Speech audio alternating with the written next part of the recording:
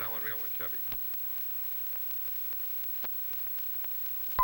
Hey everyone, welcome to IJustWatched. It's your boy Joseph, and we're about to talk Ghostbusters Afterlife or Ghostbusters 3. Interested from the jump when I saw trailers for this movie. I love the way they start this movie. It starts hella intense and just like it almost immediately gives you like, okay, this is the reason it's been 30 years, or I think technically a little bit more, but here's the reason it's been 30 some years since the original first two Ghostbuster films. And I liked it because like when it starts off, dude, the sound hits and you're just seeing them drive and you're like, Pam, like what the hell's going on, yo? So I really like that. I really enjoyed the movie. I like the premise. I like the way they pushed forward the original storyline. This is one of those where I was talking about where, yes, it's a sequel. Well, technically it's the third, but the threequel.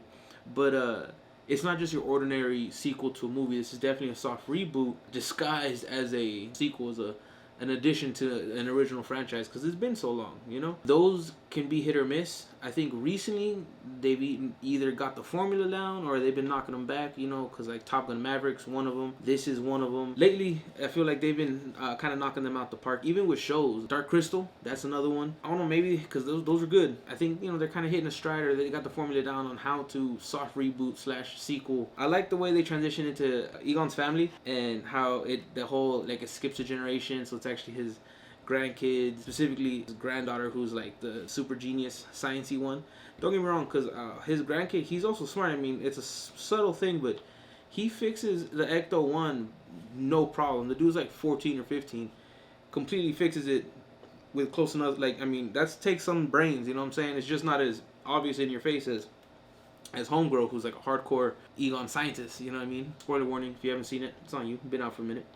But I love the fact that you get interactions from Egon, even though sadly he has passed away. And I like the fact that they play what I feel is a very appropriate and honorable homage to Harold Ramis, aka Egon. I like the way they did it. I like the way they brought him back, because you get to see you actually get to see him. I love that they didn't, you know, there was no words spoken. It was all visuals. Like, you know, it's cool, guys. Like, you know, like there was this just respect there, and I actually really liked it, and like it paid proper, you know, thanks to him, because I mean it was him and Aykroyd who really started this whole thing. And I learned, and I didn't know, so the third one was supposed to happen way back when, all right? It was supposed to come out soon after the second one.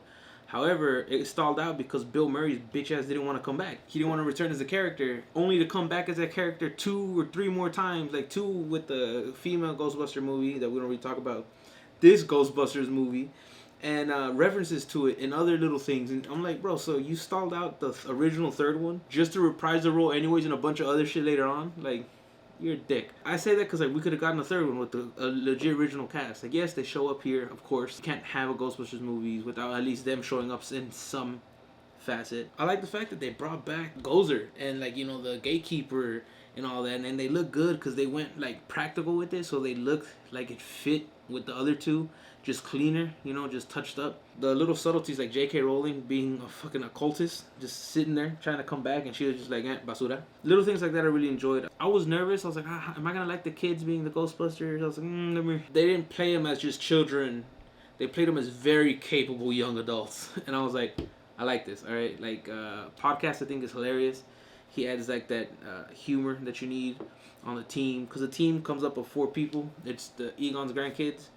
I can't remember their names. I apologize. It's Homeboy from Stranger Things, Homegirl from something else. I don't remember her name. The love interest, the sheriff's daughter, and Podcast. I remember his name because it's literally Podcast. That's like your new team. I like the way they played it out. Paul Rudd, his small moments of like humor and just being that guy who's like was there to explain to him, like, you don't know about the Ghostbusters? He's like, yeah, no. What are you talking about? And he shows him a YouTube video like in the 80s. These dudes actually fought ghosts and shit. They're like, what? No. What are you talking about? And I'm just like, fucking children. It was funny that, you know, his character was there just to literally like catch everyone up who didn't know. Overall, I can talk all day. I actually really love this movie. I've heard that they're officially confirmed a sequel to this one, so technically Ghostbusters 4. I'm definitely excited, interested to see where it goes. I love the film, how it pushed forward the franchise, paying respect to the originals, the original stories, the original villain, the whole shebang. But I want to hear your thoughts. Have you seen it? Did you see it? You should see it. And if you did you like it? How do you feel going forward? Let me know down below. Comments, questions, concerns, or requests. I love hearing from you.